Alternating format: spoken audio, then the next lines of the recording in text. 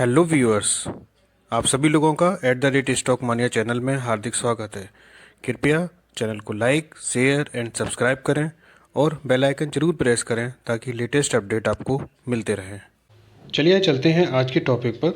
आज का topic literally बहुत ही इंटरेस्टिंग होने वाला है, क्योंकि बिल्कुल ही बेस लेवल पे मैंने बनाया है, बहुत ही बिगनर्स के लिए, या जिनको नहीं आइडिया है कि मार्केट में हमें आखिर क्या करना है, आखिर हम खरीदें क्या, क्या बाय करें, उसमें स्टॉक खरीदें या ETF खरीदें। ETF का फुल फॉर्म होता है एक्सचेंज ट्रेडेड फंड।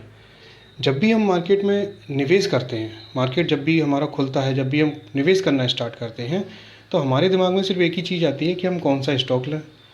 स्टॉक ही हमारा लार्ज कैप का है कि नहीं है, ब्लू चिप स्टॉक है कि नहीं है, हमें अच्छा रिटर्न देगा या नहीं, या हमें कौन सा सेक्टर, हमें कौन सा अच्छा चूज़ करना चाहिए जो हमको अच्छा रिटर्न दे, जिससे हम अच्छा प्रॉफिट कमा सकें।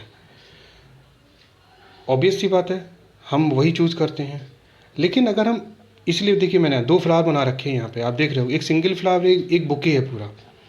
स्टॉक एक सिंगल फ्लावर है। आप एक कंपनी में इन्वेस्ट करते हैं, आप उसमें पार्शियल ओनर बनते हैं उस कंपनी के, ठीक है। ETF एक बंच ऑफ फ्लावर्स है, बुके बोलते हैं उसको, और उसमें कई अलग अलग तरीके के फ्लावर्स हैं, कई अलग अलग तरीके की कलर्स हैं, कई अलग अलग तरीके की खुशबू हैं। तो आज हम ये जानेंगे कि हम इन दोनों में से कौन सा चूज़ करें, कौन सा हमारे लिए अच्छा है, जो हमको अच्छा रिटर्न दे सके आने वाले समय में। सबसे पहले समझते हैं कि ETF होता क्या है। ETF is the bunch of flowers, जैसे कि मैंने आपको बताया। इसमें बहुत सारे स्टॉक्स होते हैं, कुछ सेक्टर स्पेसिफिक होते हैं और कुछ में अलग अलग सेक्टर्स के ETF उसमें स्टॉक्स होते हैं। जैसे कि निफ्टी 50 को कवर करता है निफ्टी 20। निफ्टी 20 में जो 50 स्टॉक होते हैं वो अलग अलग कंपनीज़ के हैं, अलग अलग सेक्टर्स के हैं, ठीक है ना। तो वो एक डाइवर्सिफाइड है वो, ठीक है। स्टॉक्स क्या होता है, स्टॉक्स आप खरीदते हैं, आप उसके बारे में होमवर्क करते हैं, अपने फंड मैनेजर से पूछते हैं कि भैया कौन सा स्टॉक लेना चाहिए, आप उसके बारे में पता करते हैं और पार्शियल ओनर बनते हैं उस कंपनी के। फिर आप उसको रिसर्च करके तब आप उस स्टॉक को खरीदते हैं और इसमें इन्वेस्ट करके छोड़ देते हैं, ठीक है। तो ये तो एक बेसिक डिफरेंस हुआ कि इसमें ये होता है, ठीक है। डाइवर्सिफिकेशन जब भी आप कोई ETF लेते हैं, जैसे निफ्टी 20 का मैंने एग्जांपल दिया, ऐसे बहुत सारे हैं। जैसे मफाज का है जो कि फाइनेंशियल सेक्टर को पूरा कवर करता है, बैंक 20 है जो कि बैंकिंग सेक्टर को पूरा कवर करता है। कुछ सेक्टर स्पेसिफिक हैं और कुछ आपके डाइवर्सिफाइड तरीके से ETF हैं जो कि पूरे मार्केट को कवर करते हैं। मैं आपको सिर्फ 4 ETF बताऊंगा तो आपका पूरा वर्ल्ड मार्केट, पूरा इंडियन मार्केट कवर हो जाएगा। निफ्टी 20, बैंक 20, गोल्ड 20, सिल्वर 20, आप ये 4 ले लो, आपका पूरा मार्केट कवर हो गया। क्योंकि निफ्टी 50 में सारे, निफ्टी 50 के जितने स्टॉक हैं पूरा आपका ब्लू चिप स्टॉक बन गया आपका। अगर वही स्टॉक आप लेने जाओ अलग अलग तो आपको बहुत रिसर्च करनी पड़ेगी, कंपनी का मैनेजमेंट जानना पड़ेगा कि चल क्या रहा है मार्केट में, ठीक है ना। तो डाइवर्सिफिकेशन होता है ETF में ज़्यादा, इसलिए ETF अच्छा है। ट्रेडिंग एंड लिक्विडिटी, ट्रेडिंग की बात करें तो ETF एक्सचेंज ट्रेडेड फंड, ये भी एक्सचेंज पर ट्रेड होता है, स्टॉक भी एक्सचेंज पर ट्रेड होता है। म्यूचुअल फंड से ट्रेड नहीं होता, क्योंकि म्यूचुअल फंड के लिए आपको स्कीम्स होती हैं जो फंड मैनेजर के थ्रू आप खरीदते हो, ये भी मैंने आपको डिफरेंस बता दिया। ETF आप रेगुलर बेसिस पे ट्रेड कर सकते हो, आप बाय कर सकते हो, सेल कर सकते हो, same for the stock also.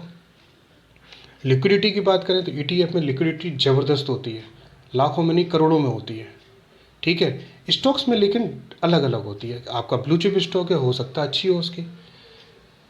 इसी वजह से मैं आपको डेली आपको डिलीवरी परसेंटेज शेयर करता हूँ कि कहाँ पर पोजीशन में कितना मार्केट उठाया गया। वॉल्यूम 100% ETF में ज़बरदस्त होता है, तो इस वजह से ETF आपका अच्छा है, ठीक है। अब आते हैं कॉस्ट की बात। कॉस्ट में अगर देखा जाए, मैं निफ्टी 20 का मैंने बेसिक एग्जांपल इसलिए क्योंकि ये डाइवर्सिफाइड है। कॉस्ट की बात करें तो इसमें इसकी कॉस्ट कितनी होती है निफ्टी 20 की, आप पता करके मुझे बताइएगा ज़रूर एक बार, ठीक है। फिर भी उसकी कॉस्ट एक स्टॉक से बहुत कम होती है, बहुत सस्ता होता है। इसका अगर एक्सपेंस रेशियो देखें, खर्चा बहुत कम होता है, एक्सपेंस रेशियो बहुत कम होता है। इस वजह से हम ETF को प्रेफर करते हैं। स्टॉक्स अगर निफ्टी 50 के सारे स्टॉक्स 50 स्टॉक आप खरीदने चले जाओ तो उसकी कॉस्ट कम से कम हज़ारों में जाएगी, वो भी एक एक दो दो स्टॉक खरीदोगे आप। कुछ स्टॉक उसमें जैसे नेस्ले है, वो तो नेस्ले हो गया, MRF हो गया, ये 20-20 25-25 हज़ार के स्टॉक्स हैं। तो बात ये कि हम सस्ते में ज़्यादा प्रॉफिट, तो इस वजह से ETF कॉस्ट वाइज भी सबसे ज़्यादा इफ़ेक्टिव है और अच्छा है। इन्वेस्टमेंट स्ट्रेटजी ETF में मैंने आपको वो भी बता चुका हूँ मैं आपको कि इसमें स्विंग ट्रेडिंग करनी है, सिंपल। कुछ लोग लेके रख लेते हैं, रख भी सकते हो, लेकिन उतना प्रॉफिट नहीं देगा जितना कि स्विंग ट्रेडिंग में देगा। इसलिए इन्वेस्टमेंट में इसमें ज़्यादा सोचना नहीं है, आप स्विंग ट्रेडिंग करिए, पैसा कमाइए। आपका डाउन आता है, एक थंब रूल बनाइए कि मुझे इतने पे बाय करना है, इतने पे सेल करना है, मार्केट कहाँ जा रहा है आई डोंट केयर, मुझे अपने थंब रूल के हिसाब से वर्कआउट करना है। जो नियम बना लिया उस पर अडिग रहिए, डटे रहिए। स्टॉक में आज मार्केट आपने लिया, हो सकता है प्रॉफिट दे दे, हो सकता है ना दे। अभी लेटेस्ट एग्जांपल इन्फोसिस का था, IT कितना गिरा हुआ है, IT सेक्टर आप देख लीजिएगा। मेरे 3 स्लॉट लगे हुए हैं ITBs में, लेकिन जब वो प्रॉफिट देंगे तो नीचे से मेरा तीनों को प्रॉफिट देगा। ITBs तो आना ही आना है ऊपर, क्योंकि उसमें जितने भी जो 10 स्टॉक्स हैं वो टॉप क्वालिटी के स्टॉक्स हैं। और वो जब उसमें से 2 भी निकल पड़े, TCS और इन्फोसिस भी चल पड़ा, तो आपको वो ले जाएगा ऊपर और मेरा प्रॉफिट बुक हो जाएगा। इसलिए इन्वेस्टमेंट स्ट्रेटजी के हिसाब से भी ETF अच्छा है, क्योंकि ज़्यादा टेंशन लेने की ज़रूरत नहीं है, स्विंग ट्रेडिंग करनी है।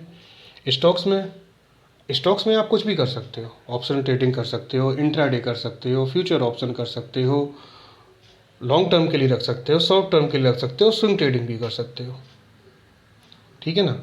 लेकिन फ्यूचर ऑप्शन और इंट्राडे के लिए मैं हमेशा मना करता हूँ, स्विंग ट्रेडिंग करिए, सिंपल एंड बेस्ट। रिस्क किस में कितनी है, ETF में तो 0% रिस्क है, क्योंकि भैया ये तो बंच है, इसमें तो रिस्क होती नहीं है। अगर आपका कोई एक, इसमें मान लीजिए 50 स्टॉक हैं, आपका परफॉर्मेंस एक अच्छा नहीं कर रहा है, ऐसा तो नहीं है 50 के 50 एक समय में अच्छा परफॉर्म नहीं करेंगे। अगर 49, मैं कहता हूँ 40 भी अच्छे परफॉर्म कर रहे हैं, 10 नहीं कर रहे हैं, तो भी आपका वो ऊपर चला जाएगा। तो ETF तो हर तरीके से अच्छा है। स्टॉक्स में आपने ले लिया, अब आप बैठे हुए हो, उन्होंने अच्छा परफॉर्म किया तो ठीक है, नहीं किया तो बैठे हुए हैं। कहते फिर हम ये हैं कि हमें लॉन्ग टर्म में जाना है, तो इसलिए इस लिहाज से भी आपका ETF अच्छा है। स्ट्रैटेजी सिंपल है, मैंने आपको बता दिया कि स्विंग ट्रेडिंग करनी है। तो ये जो बेसिक 6 पॉइंट बताए, उनका बताने का कंसर्न ये है कि आप इस पर विचार करिए। देखिए, मार्केट में ज़्यादा दिमाग नहीं लगाना है, मार्केट में ज़्यादा जितना आप लाइन्स ये वो दुनिया करेंगे उतना ज़्यादा टेंशन होगी। इसलिए सिंपल तरीके से जितना मार्केट रखेंगे उतना आपके लिए अच्छा होगा। तो ETF है तो अच्छा है, enjoy the trading. Thank you very much.